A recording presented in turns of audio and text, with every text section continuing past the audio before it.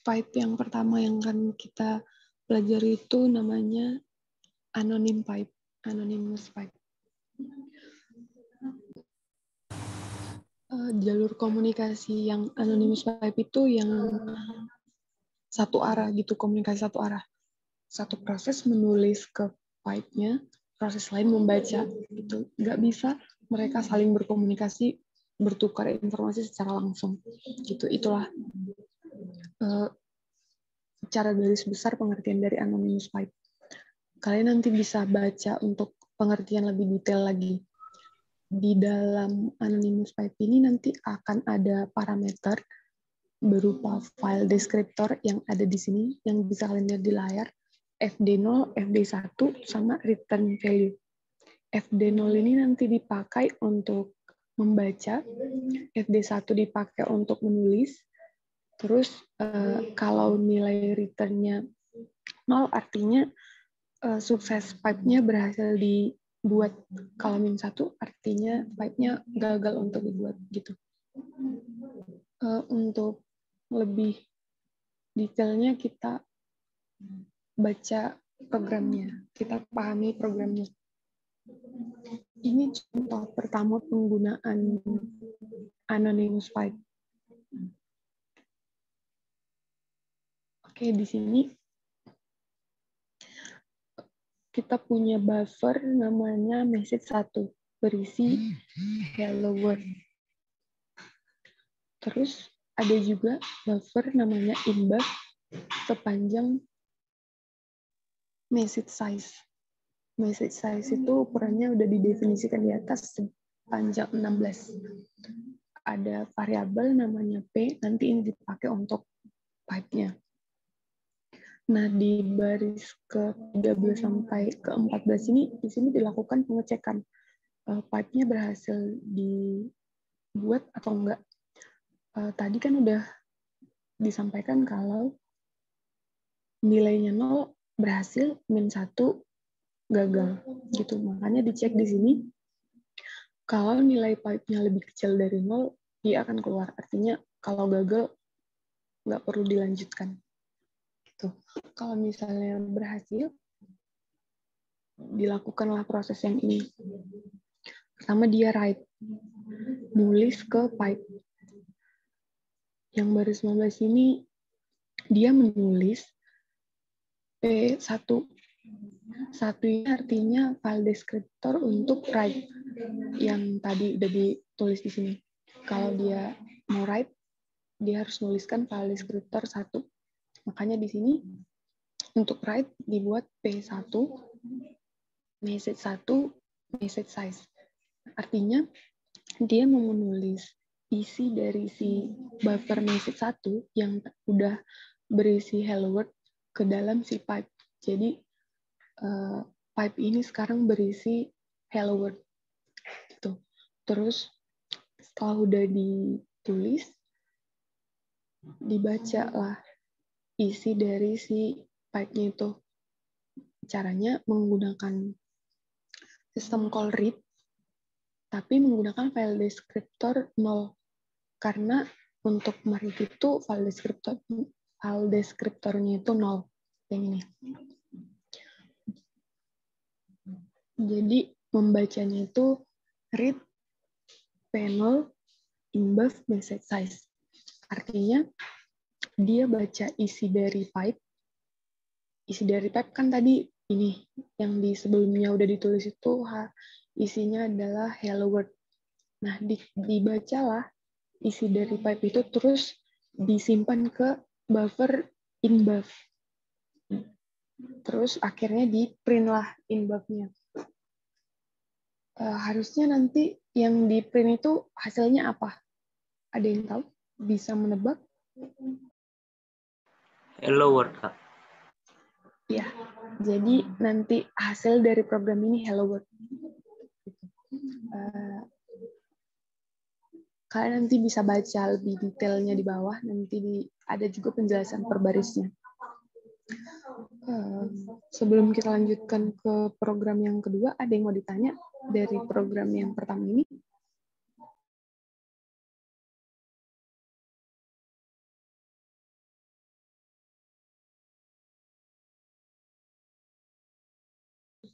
Kalau misalnya nggak ada, kita lanjut ke program kedua.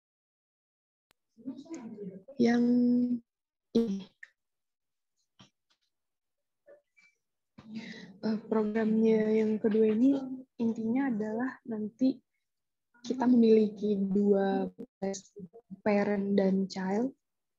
Terus nanti parent-nya menulis input yang diperoleh dari user ke pipe, terus child-nya membaca isi pipe, terus parent akan memprint apa yang udah dibaca child gitu. Kita lihat code-nya. Dia punya dua variabel untuk pipe, fd1 dan fd2. Kenapa kita harus punya dua pipe? Karena kita masih menggunakan anonymous pipe yang satu arah gitu. Jadi supaya si proses parent bisa komunikasi dengan child juga bisa komunikasi dengan parent, kita menggunakan dua pipe, fd1 dan fd2. Yang ini. Selain itu, kita juga punya buffer namanya fix str, isinya interprocess communication. Juga punya buffer input string. Dan P untuk menciptakan proses baru gitu untuk fork-nya. Sama juga pertama dilakukan pengecekan pipe-nya berhasil dibuat atau enggak. Dicek kedua pipe, fd1 dan fd2. Kalau nilainya -1 artinya pipe-nya gagal dilakukan. Oke, setelah udah dicek, misalnya udah berhasil pipe-nya, ada ini scanf untuk meminta input dari user, terus disimpan di variabel input string yang udah define di sini. Terus dilakukan fork untuk menciptakan proses baru. Jadi kalau udah berhasil si fork ini, udah terciptalah child process.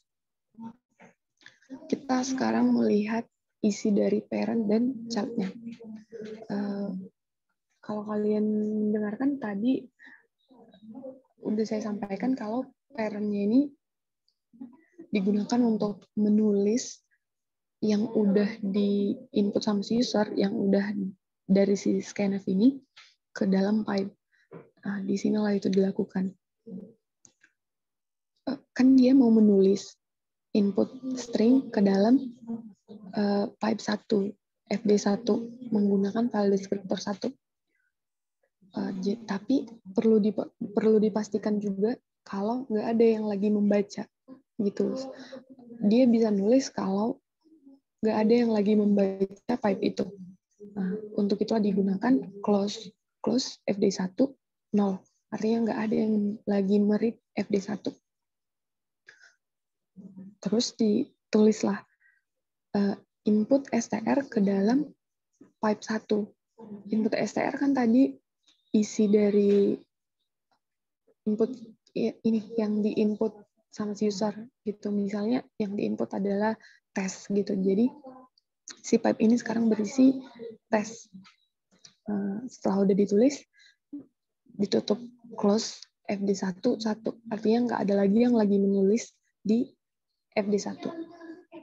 Oke, setelah udah selesai ditulis, beralih ke fd2. Dia akan membaca isi dari fd2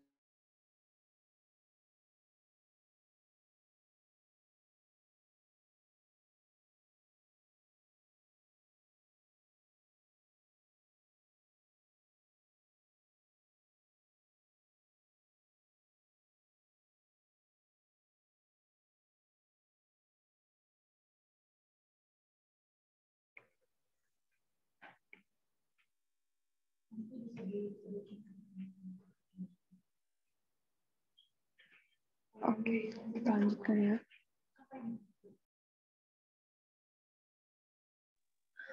Child process memiliki concat str. Dia nanti membaca dulu isi dari pipe 1, fd1. Kalau kalian ingat tadi di parent itu dilakukan menulis. Jadi sekarang FD1 itu berisi apa yang diinput sama user. Misalnya tadi kan tes gitu. Jadi si FD1 sekarang berisi tes. Setelah yang dibaca dan disimpan ke concat str. Kemudian di baris ke-64 sampai 65 ini dilakukanlah penggabungan antara jadi concat str sekarang yang tadinya masih berisi tes aja yang diinput user udah digabungkan dengan fix str. Jadi sekarang berisi tes terus fix str. Fix str itu tadi apa? Yang udah di define di atas, inter-process communication. Jadi kalau proses di sini udah berhasil, ya ini concat str sekarang udah berisi gabungan antara string yang diinput user dengan string yang ada di fix str ini. Oke, kalau udah berhasil dilakukan, dia kembali menulis isi dari concat str yang gabungan antara input dari user dan fix str yang tadi ke dalam pipe 2. Nah, inilah nanti yang dikirim ke parent process untuk kembali di print-nya. Gitu. Makanya hasilnya adalah gini. Bentuknya bisa kalian lihat gini.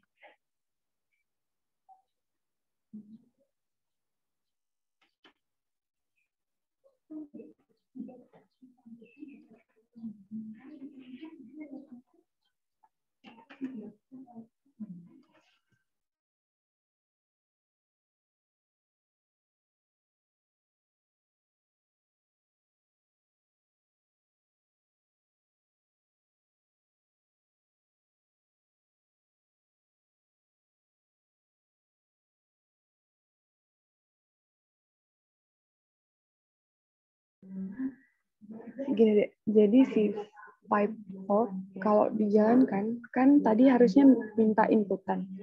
Misalnya kita input tes.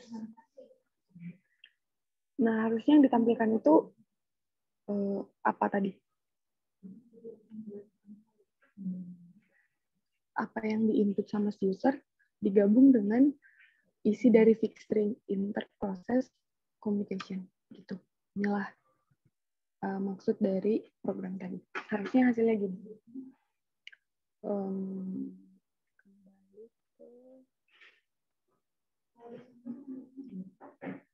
Oke. Dari yang udah dijelaskan tadi, seharusnya bisa membantu kalian mengerjakan soal yang nomor 3 ini. Cara kerja parent dan child process. Terus, kalian juga disuruh memodifikasi program yang ini, pipefork.c, supaya hasilnya adalah nama NIM kalian juga prodinya. Gitu, dari program yang ini ada yang mau kalian tanya?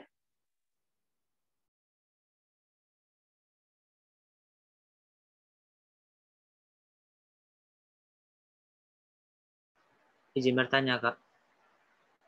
Iya, Dik, silakan. Itu yang maksudnya menghasilkan NIM sama nama itu cuman berarti kita ubah aja itu yang message buffernya itu, Kak. NIM nama jadi prodi kalian gitu ya? Iya, Kak. Maksudnya kalau yang kode program sebelumnya itu nggak perlu kita hapus atau kita buat buffer write yang baru gitu, Kak. Atau iya, Dek. Betul, Bu. Tetap pakai yang ini aja. Kalian kan cuma disuruh memodif. Entahnya kalian mau buat jadi keduanya ini nanti di input dari user. Kalau yang ini kan yang di input hanya yang buffer pertama kan, yang berisi tes yang tadi. Maunya nanti di hasil dari modifikasi kalian itu keduanya itu input dari user juga bisa, atau kalian ubah buffer yang pertama ini juga harusnya nggak apa-apa, asal kalian ngerti aja gitu menjelaskan isi prosesnya, jangan hanya asal diubah aja tapi nggak ngerti nih pengaruhnya kemana gitu. Oh, berarti itu kan bisa kan Kak? Nggak perlu dari satu cara aja gitu Kak? Bisa deh. Oh ya Kak, makasih Kak.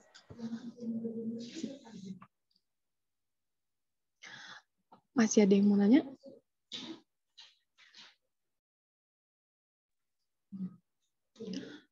Kalau nggak ada, kita lanjut ke jenis pipe yang kedua. Name pipe. Kalau tadi anonym pipe itu adalah menyediakan komunikasi antar dua proses tapi satu arah. Kalau di name pipe ini udah diizinkan tukar informasi. Jadi kita nggak perlu buat dua pipe supaya kedua proses bisa berkomunikasi gitu. Ini juga kalau yang tadi anonym pipe kan hanya bisa untuk child dan parent aja gitu yang ada di satu program. Kalau name pipe ini bisa untuk dua file program atau proses yang berbeda gitu. Bisa kali nanti kita bisa lihat di contoh programnya. Kalau yang anonym pipe itu tadi masih hanya menggunakan memori untuk sebagai pipe-nya. Kalau name pipe ini kita menggunakan file Vivo untuk media mereka berkomunikasi gitu. Cara membuat filenya itu menggunakan fungsi ini MK Vivo. Parameternya ada path name dan mode. Selanjutnya nanti proses di dalamnya sama kayak pengolahan file biasa, harus ada open, read, gets, dan close gitu. Kita lihat ke contoh. Ada dua program namanya Pipe WR dan Pipe RW. Pipe WR ini program untuk menulis dulu, kemudian membaca apa yang ada di pipe. Kalau program RW, dia membaca dulu, ini salah ya, harusnya this side read first, then write, bukan read. Oke, jadi program WR untuk nulis kemudian baca, RW untuk read kemudian tulis. Kita lihat satu-satu isinya. Program yang menulis dulu baru membaca ini. Kan tadi udah saya sampaikan kalau pipe di sini bentuknya adalah file. Inilah ada variabel myvivo untuk menampung path dan nama filenya. Jadi nanti file myvivo yang kalau misalnya ini berhasil dijalankan, myvivo ini akan disimpan di folder TMP. Setelah itu kita mulai menulis filenya pakai fungsi ini mkvivo. Terus path name ini kan tadi variabel myvivo ini udah berisi path dan nama filenya. Terus modenya 0666 ini mode untuk hak akses. Jadi kalau udah menggunakan 0666 file itu bisa dibaca dan bisa ditulis, tapi nggak bisa dieksekut gitu. Itu arti dari 0666. Terus kita masuk ke perulangan yang ini. Jadi selama file ini dijalankan, program pipe RW ini dijalankan, dia akan berulang melakukan write kemudian read di sini. Filenya di open dulu, myvivo dibuka, terus hak aksesnya adalah nulis. Terus dia write. Yang di baris ke-19, isi dari ARR2 ini yang nanti akan diterima dari si user disimpan ke variabel yang namanya fd. Setelah udah ditulis, udah diisi, nanti dia membaca apa yang udah ada di file itu. Nanti mungkin kalian akan lebih mengerti kalau udah kita jalankan. Gitu juga untuk pipe RW, sama juga masih menggunakan pipe yang sama, menggunakan file yang sama. My Vivo sama dengan yang ada di sini.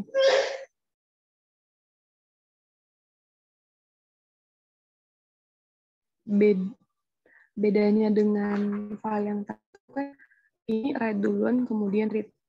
Kalau di sini dia read duluan kemudian write. Nanti kalian bisa lihat masing-masing kegunaannya ini.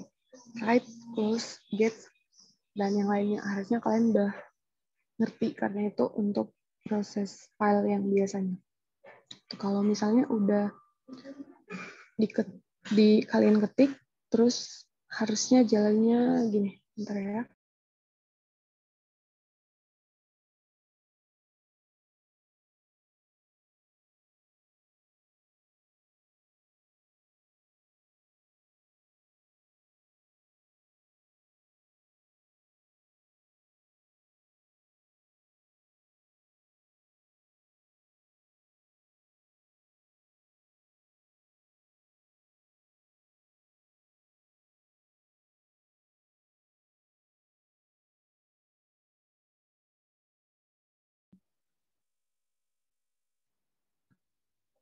Ini. Tadi kan udah ada 2 file, RW dan WR. RW itu saya buat jadi write, WR itu terbalik. WR itu untuk write, write, terus RW untuk read. Inilah yang udah saya jalankan. Kalau yang write tadi kan dia write dulu baru membaca.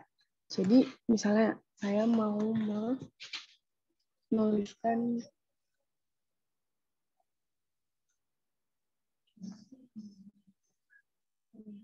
jadi si program write menuliskan kata hello ini write ke dalam file mkvivo tadi. Nah, setelah udah diantar, kita lihat dari program yang read. Nah, harusnya dia kan read itu tadi membaca dulu, kemudian menulis. Nah, di sinilah dia membaca apa yang udah ada di pipe yang ditulis oleh si program write. Kemudian setelah udah dia baca, barulah dia bisa nulis.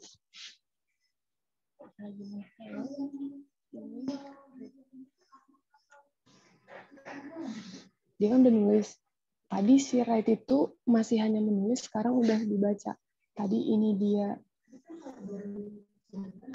menulis, terus di sini dia baca. Oke. Jadi semua proses yang ada di masing-masing file itu harus dilakukan berurutan dan berulang. Write kan tadi harus nulis dulu, kemudian membaca, terus nulis lagi, baca lagi. Kalau dia menulis kayak gini.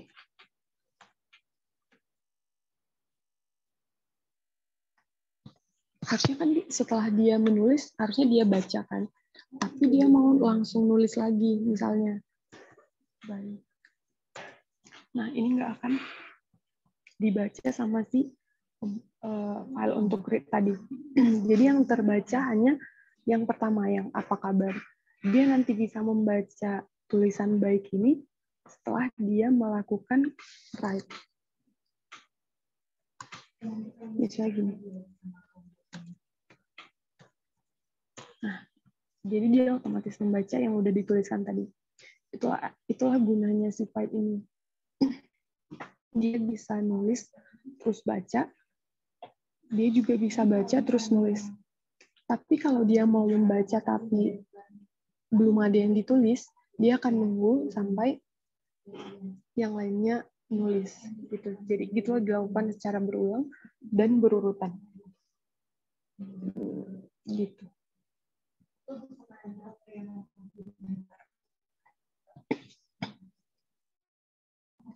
Gitu juga yang ada di modul, kira-kira sama outputnya ini, maksud dari outputnya.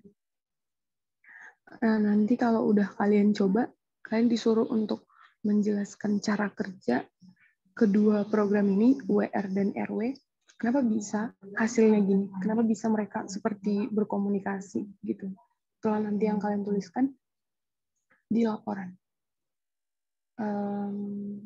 Kira-kira gitu, Kak Tikum kalian kali ini. Ada yang mau kalian tanya?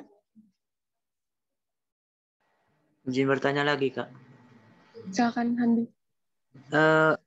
Kan katanya tadi kan itu disimpan di dalam suatu file, Kak.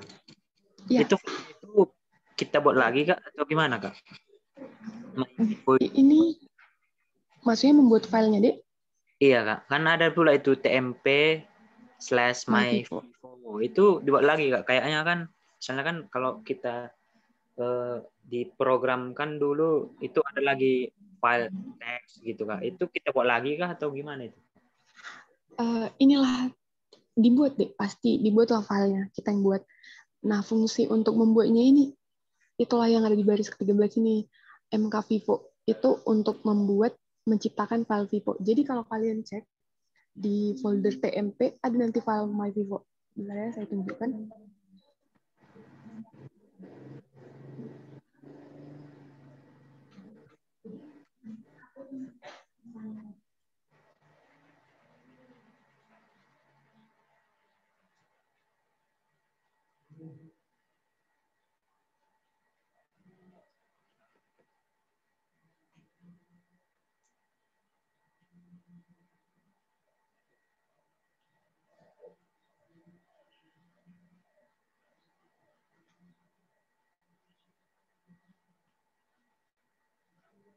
Kan tadi kita buat path-nya itu tmp/myvivo. Ya, jadi harusnya di dalam folder tmp ini, yang ini, kan adalah namanya myvivo ini. Sebenarnya udah kita buat dengan menggunakan fungsi mkvivo yang itu.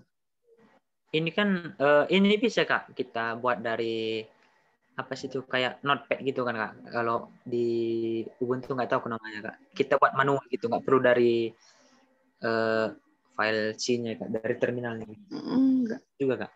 Enggak. Kalau misalnya kita buat filenya manual pakai fungsi create file yang biasa di C, nanti dia nggak akan tercipta sebagai pipe D, sebagai file biasa aja. Kalau saya tadi agak ngelek, Kak, yang masih menjelaskan yang 0666 itu tuh, Kak.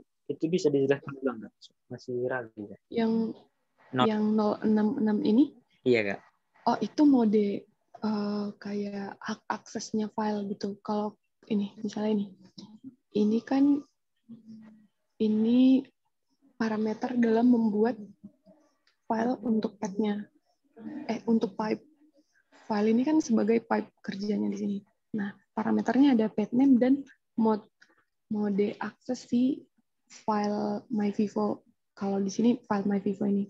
Nah, 066 ini itu mode kayak hak akses lah untuk si directory. Artinya kalau kita menggunakan mode yang 66 ini, kita bisa menulis dan membaca file yang udah kita buat, yang si file myvivo ini. Berarti itu kata kunci gitu, Kak? Kata kuncinya kalau kita mau ngakses myvivo di TMP itu, Kak? Bukan kata kunci, tapi hak akses mode gitu. Mode yang bisa kita lakukan. Kita bisa nulis dan kita bisa baca. Itu artinya. Berarti kan tidak harus 0666 gitu kan, Kak? Bisa cukup satu angka aja gitu, 1 gitu, Kak? Atau harus 4 digit? Enggak deh. Ini namanya chmod untuk file di Linux. Nanti kalian bisa search artinya ini apa. Kalau ada, mungkin akan ada juga mode yang lain yang menandakan dia bisa nulis dan baca selain ini. Cuman yang kita pakai sekarang mode 0666. Oh, berarti itu harus 0666 gitu, Kak, dikitnya harus. Iya, Dek. Oh, iya. Supaya dia bisa baca tulis, direktori ini bisa dibaca dan ditulis, tapi nggak bisa dieksekusi. Gitu. Oh, gitu. Terima kasih, Kak. Supaya ada lagi yang mau ditanya?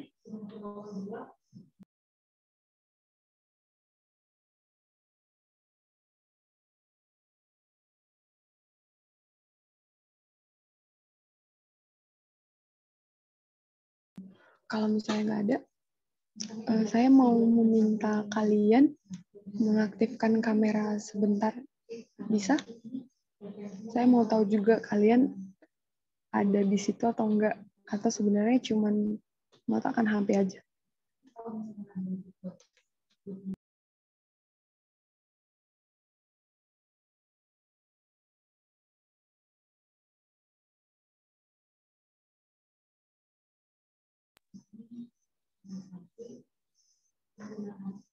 Background-nya virtual background-nya dinonaktifkan dulu ya, Dek.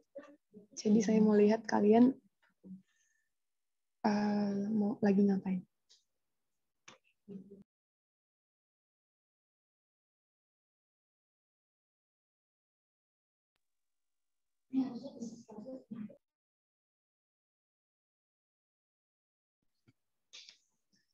Oke. Alfredo, virtual background-nya bisa dimatikan, Dek? Caranya gimana, Kak? Bisa membuat tapi nggak bisa mematikan ya. Iya, lupa, Kak. Ini lagi di mana, Alfredo? Di rumah, Kak. Oke. Ini itu yang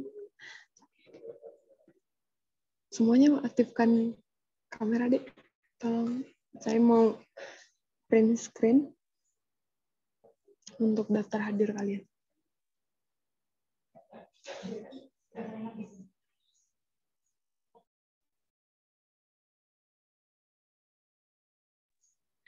Layar pertama saya mulai ya.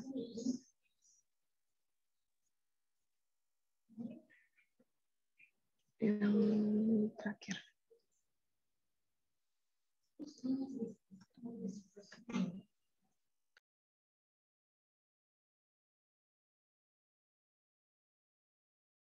Oke, kira-kira segitu praktikum kita kali ini. Kalian sebaiknya mencoba menulis sendiri kode yang ada di praktikum, terus dijalankan sendiri. Biarpun ini praktikum dikerjakan untuk per kelompok, sebaiknya kalian masing-masing juga tahu gitu. Kalau misalnya dari yang kalian coba nanti ada yang kalian bingungkan, bisa ditanyakan ke saya ya selama masih jam akademik, nanti akan saya jawab. Kalau misalnya nggak ada yang mau nanya lagi, kita